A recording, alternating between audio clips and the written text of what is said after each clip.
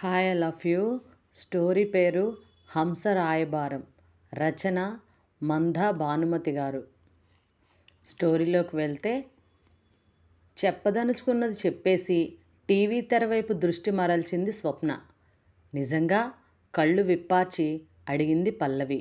నల్లని ఒత్తైన కనురెప్పలు కనుబొమ్మల్ని తాకి నీలి కలువల దొంతర్ల మధ్యనున్న తటాకంలో ఈదుతున్న చేపపిల్లలా కదిలాయి కనుపాపలు.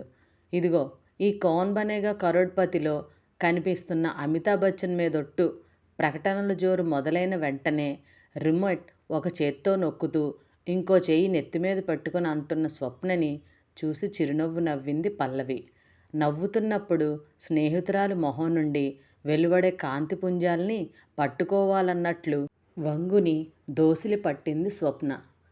మధ్యలో బచ్చన్ ఎందుకులే, ఇంకొంచెం వివరంగా చెప్పు వంగున్న స్వప్న నెత్తి మీద మోడుతూ అంది పల్లవి. స్వప్న, పల్లవి పేరు పొందిన ప్రైవేట్ బ్యాంకులో ఉద్యోగులు.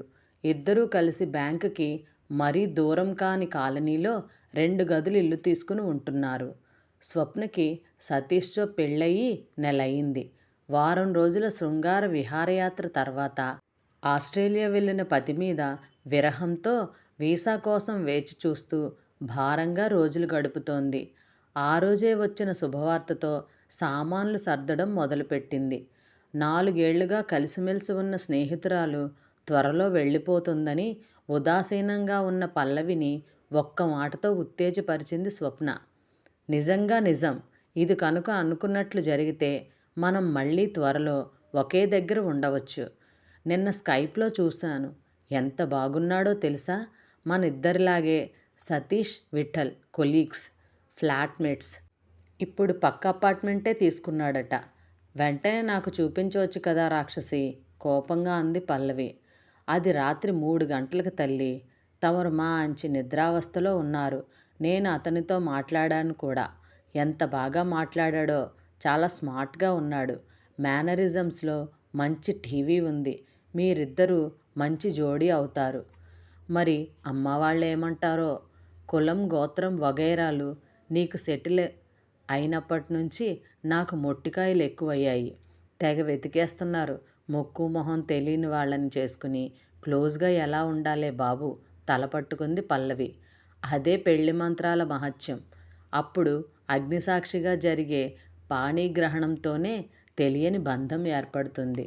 పెళ్లి తంతులోని ప్రతి చర్య వధూవరులని దగ్గర చేస్తుంది.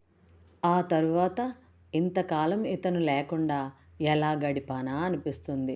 పరవశంగా అంటున్న స్వప్నని ఆశ్చర్యంగా చూసింది పల్లవి. మరి సతీష్ నీకు కొత్తగా అనిపించలేదా? మీది పెద్దలు కుదిర్చిన పెళ్ళే కదా. పైగా మీరు స్కైప్లో తప్ప ఒకరినొకరు చూసుకోనే లేదు. మన వివాహ వ్యవస్థ గొప్పదనం అంతే. అనేక మంది పెద్దల ఆశీర్వచనాలు, దేవతల దీవెనలు మనసుల్ని కలుపుతాయి. ఆ కలిసిన మనసులే శరీరాన్ని కలుపుతాయి. ఇంతకీ ఏమంటావు? విఠల్ వాళ్ళ కుటుంబం వివరాలు ఇవ్వనా? మీ వాళ్ళకి అభ్యంతరం ఉండకపోవచ్చు. మాకు దూరపు బంధువులే కూడానట. సాలోచనగా చూస్తూ తలూపింది పల్లవి. స్వప్న ఉన్న చోటుకే వెళ్ళే అవకాశం వస్తుంటే వదులుకుంటుందా? నిన్న రాత్రి మాట్లాడుతున్నప్పుడు స్కైప్లో ఫోటో తీశాను చూడు. స్వప్న ల్యాప్టాప్ తీసి బూట్ చేసి పల్లవి వైపు తిప్పింది. ఏ జోక్ వేసుకున్నారో ఏమో కానీ పకపకా నవ్వుతున్నాడు విఠల్. ఆ నవ్వే అతనికి అలంకారం అయింది. అసంకల్పితంగా పల్లవి బుగ్గలు ఎర్రబడ్డాయి. ఓయ్ ఓయ్, నే చెప్పలా? నువ్వు పెళ్లి వరకు కూడా ఆగేటట్లు లేవే. కోపంగా చెయ్యెత్తబోయిన పల్లవిని తప్పించుకుంటూ పరిగెత్తింది స్వప్న. ఇంతకీ ఏం చేయబోతున్నావు? హంసరాయబారం. నీ గురించి ఇతరులు చెప్పగా ఎంతో విన్నాను. ఇప్పుడు స్వయంగా నిన్ను కన్నులారా చూస్తున్నాను. ప్రియా, ఏదైనా ప్రియభాషణ చెయ్యవా? నా చెవులు కూడా నీ మాటల మకరందాన్ని ఆస్వాదించి తరించగలవు. మౌనంగా తల వంచుకుని కూర్చున్న పల్లవి చేతిని తన 2 చేతులతోనూ పెదవులకి ఆనించుకుని అన్నాడు విఠల్. మీకు కవిత్వం కూడా వచ్చా? ఆశ్చర్యంగా అడిగింది పల్లవి కళ్ళు పెద్దవి చేసి. తామర పూరేకుల వంటి కళ్ళ మీద పెదవులను ఆనించాలనే కోరికని అతి కష్టం మీద నిగ్రహించుకున్నాడు విఠల్. అబ్బే, ఎక్కడో చదివింది. హాలుడిగాథ సప్తశతిలోదనుకుంటా. నాకు బాగా నచ్చి, నాకు వచ్చిన భాషలో మనసులో దాచుకున్నాను. బాగుంది. మనం చదివిన ఇంగ్లీష్ చదువులకి ఆ మాత్రం కూడా గ్రేట్ కదా. విఠల్ చేతుల మధ్య ఇరుక్కుపోయిన చెయ్యిని తీసుకోవడానికి ప్రయత్నం చేస్తూ అంది పల్లవి. విఠల్ పట్టు మరింత బిగించాడు. అవును, నా గురించి ఎవరు ఏమేం చెప్పారేంటి? చేతిని అలాగే వదిలేసి నిస్సహాయంగా చూసింది. ఇంకెవరు? మీ హంస. ముందు నా విషయం నీకు చెప్పింది. తర్వాత నీ దగ్గర నుంచి వచ్చి ఇంక చెప్పిందే చెప్పి ఊదరగొట్టేసిందనుకో. నలదమయంతుల రాయబారం చేసిన హంస నేర్చుకోవలసిందే నీ ప్రియసఖి నుంచి.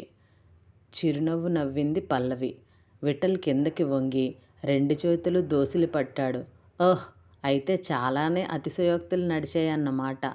లేదు ప్రేయసి, నేను ఊహించినది, స్వప్న వర్ణించినది ఇంకా తక్కువే. సార్, ఉలిక్కిపడి చూసిన విఠల్ పరిసరాలు గుర్తించి తలెత్తాడు. పిలుపు వినిపించిన దిక్కుగా సర్వర్. ఎప్పుడో అతను ఇచ్చిన మెనూ తెరవను కూడా తెరవలేదు. 1 గోబీ మంచూరియా, 1 కార్న్ కెనల్ చెప్పేసి చూసావా అన్నట్టు కళ్ళెగరేశాడు విఠల్. తనకిష్టమైనవి తెలుసుకునే వచ్చాడన్నమాట. ముచ్చటేసింది పల్లవికి. విఠల్, పల్లవిల నిశ్చితార్థం ఆ రోజు పొద్దున్నే జరిగింది. పెళ్లికి 3 నెలల వరకు ముహూర్తాలు లేవన్నారు. 4 రోజుల్లో విఠల్ ప్రయాణం. సాయంత్రం ఇద్దరూ తాజ్ కృష్ణలో కలుసుకున్నారు. ప్రస్తుతం విఠల్ కాబోయే భార్య అందాలు ఆస్వాదించడంలో, పల్లవి అతన్ని అర్థం చేసుకోవడానికి ప్రయత్నించడంలోనూ సమయం గడుస్తుంది. 4 గంటలు పైగా మసక వెలుతురులో విఠల్ చేస్తున్న చిలిపి పనులు ఎదుర్కొంటూ ఇద్దరూ కలిసి ఒకే కప్పులో ఐస్ క్రీం తిన్నాక పల్లవి లేచింది. ఇంక బయలుదేరదాం విఠల్, ఇంట్లో ఎదురు చూస్తూ ఉంటారు. 10 దాటింది. విఠల్ కూడా లేచి పల్లవి మొహం దగ్గర మొహం పెట్టి చెవిలో చెప్పిన మాట విని నమ్మలేనట్లు చూసింది పల్లవి. చెవి దగ్గరగా వచ్చిన అతని పెదవి స్పర్శ మనసులో గిలిగింతలు పెట్టగా, ఇప్పుడే వస్తాను. తన బ్యాగ్ తీసుకుని లేడీస్ రూమ్కేసి నడిచింది. ఏమిటే నువ్వనేది? ఏం మాట్లాడుతున్నావో తెలుస్తుందా? హాల్ కూడా బుక్ చేశాక ఇప్పుడు వాళ్ళకి ఏమని చెప్తాం? పైగా ₹1 కూడా హాల్ వాళ్ళు తిరిగి ఇవ్వరు. 50,000 పోతుంది. అరిచి ఆపేసిన అమ్మకేసి చూడకుండా పల్లవి పెదవి కొరుకుతూ నిల్చుండిపోయింది. నిస్సహాయంగా చూస్తున్న తండ్రికి ఏమనాలో అర్థం అవలేదు. ఆ నిశ్శబ్దంలో చెవులు బద్దలయ్యేలా ఫోన్ మోగింది. ఏంటే పల్లు, నేను విన్నది నిజమేనా? ఎందుకలా చేశావు? ఇప్పుడే వస్తానని చెప్పి చెప్పా పెట్టకుండా హోటల్లోంచి చెక్కేశావుట. విఠల్ ఎంత హర్ట్ అయ్యాడో తెలుసా? అంతేకాదు, పెళ్ళి క్యాన్సిల్ అని కూడా చెప్పు నీ నలమహారాజ్కి. నీ ఫోను నా సమస్యను తీర్చింది. ఎలా చెప్పాలా అని ఆలోచిస్తుంటే ఇంటికి వచ్చినప్పటి నుంచి బోన్లో ముద్దాయిలా నిలబడ్డాను. కొంపలు మునిగిపోతున్నట్లు ఇవాళే హాల్ బుక్ చేసేశారట. వాట్? నువ్వు విన్నది నిజమే. మధ్యాహ్నం ఎంగేజ్మెంట్ అయినట్లు ఫోన్ చేశాను. ఇప్పుడు క్యాన్సిల్ అని చెప్తున్నాను. ఎర్రబడిన మొహంతో కళ్ళలో నీళ్లు వెనక్కు పంపే ప్రయత్నం చేస్తూ మాట్లాడుతున్న కూతుర్ని చూసి గుండె నీరైపోయింది కన్నతండ్రికి. దగ్గరగా వచ్చి చెయ్యి వేశాడు. ఏమైంది పల్లు? ఏదో చిన్న అపార్థాలై ఉంటాయి. మనసు విప్పి మాట్లాడుకుంటే తొలగిపోతాయి కదా. దీనివల్ల మనం ఇంకెప్పటికీ కలుసుకోలేకపోవచ్చు. నువ్వెక్కడో నేనెక్కడో. ఆందోళనగా అన్న స్వప్నకి గట్టిగా పీల్చిన ఊపిరి, గాఢమైన నిట్టూర్పు సమాధానాలయ్యాయి. సరే నేను కనుక్కుంటా, తొందరపడకు. స్వప్న ఓరడింపు ఏమాత్రం కదిలించలేదు పల్లవిని. అపరమన్మధుడిలా దగ్గరగా వస్తున్న భర్తని తల ఎత్తి ప్రేమగా చూసింది పల్లవి. ఆ కదలికకి మెళ్ళో తాళి కాంతులీనుతూ చిరుసవ్వడి చేసింది. పల్లవి గదిలోనే వారికి శోభనం ఏర్పాటు చేశారు. తాజ్ కృష్ణలో అరేంజ్ చేయమా అని అడిగిన పల్లవి తల్లిదండ్రులకి నో అని గట్టిగా సమాధానమిచ్చి అంత గట్టిగా అరిచినందుకు సిగ్గుపడ్డాడు కొత్తల్లుడు. పల్లవిని పొదవి పట్టుకుని తీసుకెళ్ళి మంచం మీద కూర్చోబెట్టి మోకాళ్ల మీద కూర్చుని ఒళ్ళో తల ఆంచి ఆమె చేతివేళ్లని కళ్ళ కానించాడు. వేళ్లకు తగిలిన చెమ్మని గమనించి చటుక్కున లేవబోయింది పల్లవి. వద్దొద్దు, ఈ పెన్నిధిని ఇలాగే ఉండనివ్వు. ఎంత శ్రమపడితే దొరికింది. విన్నపాలు వినిపించుకోకుండా లేచి అతని భుజాలు పట్టుకుని పైకి లేపి పక్కన కూర్చోబెట్టుకుంది. మనం ఇద్దరం ఒకరికొకరం దొరికిన పెన్నిధులం. జీవితాంతం ఇలాగే ఉంటాం.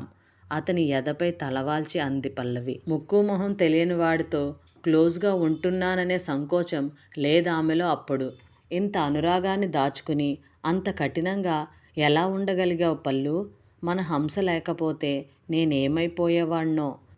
పల్లవి తలని సుతారంగా చుబుకం పట్టుకుని పైకి లేపి మూసిన కనురెప్పల మీద ముద్దాడన్నాడు విఠల్. పల్లవి మొహం ఎర్రగా కందిపోయింది. అమ్మో, ఎంత శ్రమపడిందో స్వప్న. నా తొందరపాటుని, తెలివి తక్కువతనాన్ని తిట్టిన తిట్టు తిట్టకుండా తిట్టింది. మొహం వాచేటట్లు చివాట్లు పెట్టింది. ఇంతా చేసి మా ఇద్దరి పరిచయం 1 నెల మాత్రమే. అయినా తన సహాయం తీసుకోవడం నాకేమీ ఎబ్బట్టుగా అనిపించలేదు. ఆ రోజు నిన్ను అలా అడగడం కాదు, టేకెన్ ఫర్ గ్రాంటెడ్ లాగా నిన్ను ట్రీట్ చేయడం నాదే తప్పు. దానికి జీవితాంతం రోజు చెంపలు వాయించుకుంటాను. దానికి స్వప్న ఏం చెప్పి నన్ను సముదాయించిందో తెలుసా? పల్లవి చిరునవ్వు నవ్వింది. దోసిలి పట్టబోయిన విఠల్ 2 చేతుల్ని చెంపలు కానించుకుని చెప్పసాగింది. నిన్ను కలిపురుషుడు ఆవహించాడంట అప్పుడు. లేకపోతే నీ అంత మంచివాడు లేడట. అప్పటి నా నిర్ణయాన్ని సమర్థిస్తూనే క్లాసులు తీసుకుంది. తప్పు చేయడం అందరూ చేస్తారు. అది గ్రహించి పశ్చాత్తాపపడ్డం కొందరికే చేతనవునట. నువ్వు స్వప్నకి ఫోన్ చేసినప్పుడు నిన్ను వదిలేసి వెళ్ళినందుకు కోపం తెచ్చుకోకుండా బాధతో మాట్లాడావట. సరైన పోలిక కాదేమో కానీ హంసరాయబారం అంటున్నాం కనుక సగం చీరతో వదిలేసి వెళ్ళిపోయిన నల్లుణ్ణి క్షమించినట్లు క్షమించమంది. అప్పుడు అతన్ని కూడా కలిపురుషుడు ఆవహించాట కదా. మొత్తానికి నీ తెలుగు ప్రబంధ పరిజ్ఞానం బాగానే అంటించావు ఆస్ట్రేలియాలో అందరికీ.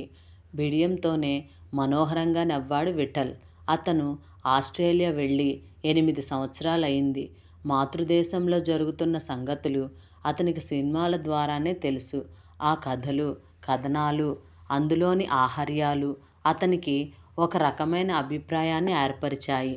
ఇప్పుడు అమ్మాయిలు చాలా ఫాస్ట్ అని అందరూ చెప్తుంటే కాబోలు.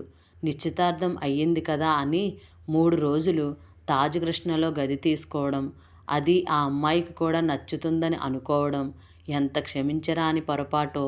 ఇప్పుడే వస్తానని వెళ్ళి ఎంతకీ తిరిగిరాని పల్లవి ఆంతర్యం గ్రహించాక తెలిసొచ్చింది విఠల్కి. అప్పుడే పల్లవికున్న నైతిక విలువలు ఎటువంటివో తెలిసింది. ఆమె తిరిగి వచ్చి వివరించబోయినా, ప్రతిఘటించబోయినా ఆ స్థితిలో కోపం తెచ్చుకునేవాడే. తను తీసుకున్న గదిలోకే వెళ్ళి స్వప్నకి ఫోన్ చేశాడు. ఆ తరువాతే స్వప్న పల్లవికి ఫోన్ చేయడం, మాట్లాడడం జరిగాయి. ఎంత చెప్పినా వినని పల్లవి అదే ముహూర్తానికి ఇంకెవరినైనా చూడమని తల్లిదండ్రులకి చెప్పేసింది. తొందరపడి హాల్ బుకింగ్ క్యాన్సిల్ చేయలేదు వాళ్ళు. అప్పటికప్పుడు స్వప్న బయలుదేరి రావాల్సి వచ్చింది. హంసలా ఎగిరి వచ్చింది. ఎంత తను ఖర్చు పెట్టుకున్నా కొత్త కాపురాన్ని వదిలి రావడం మాటలు కాదు. స్వప్నకి తమ జీవితాంతం రుణపడి ఉంటాడు. హంస కూడా అంత కష్టపడి ఉండదు నలదమయంతుల్ని కలపడానికి. మొదట్లో తన మొహం చూడడానికే ఇష్టపడలేదు పల్లవి. పెద్దవాళ్ల వరకు వెళ్లకుండా ఇంట్లో తెలిసిందంటే తోలు తీసి ఎండబడతారు. తనను సముదాయించడానికి నానా అవస్థ పడవలసి వచ్చింది. ఎన్నెన్నో వేడుకోలు, ఎన్నెన్ని వాగ్దానాలు. ఓహ్, చివరికి పల్లవి తల్లిదండ్రులకి ఏ కారణం చెప్పాలో తెలియలేదు. ఆ సమస్య పల్లవే తీర్చింది. ఉద్యోగం చెయ్యొద్దంటే కోపం వచ్చిందని. ఏమిటి నలమహారాజా, ఎదుటి ఇంటిని వదిలి ఏ ఊహాలోకాల్లోకి వెళ్ళి విహరిస్తున్నారు? నిన్ను వదిలి ఏ లోకంలోకైనా వెళ్ళే ధైర్యం ఉందా? ద్వితీయ స్వయంవరంలో నిన్ను గెలుచుకున్న వైనాన్ని తలుచుకుంటున్నాను. కానీ ఏ కలిపురుషుడు మళ్ళీ ఆవహించకుండా చూసుకోండి. నలుడు చేసినట్లు చేస్తే వెతికి వెతికి చిత్రవధ చేస్తాను. అమ్మో, ఒక్క నిమిషం కూడా ఈ చేతిని వదలను అన్నాడు విఠల్. ఒక్క చెయ్యి పట్టుకునే రేయంతా గడిపేస్తారా ఏమిటి? చిలిపిగా అంటున్న పల్లవిని మరి మాట్లాడనివ్వలేదు విఠల్.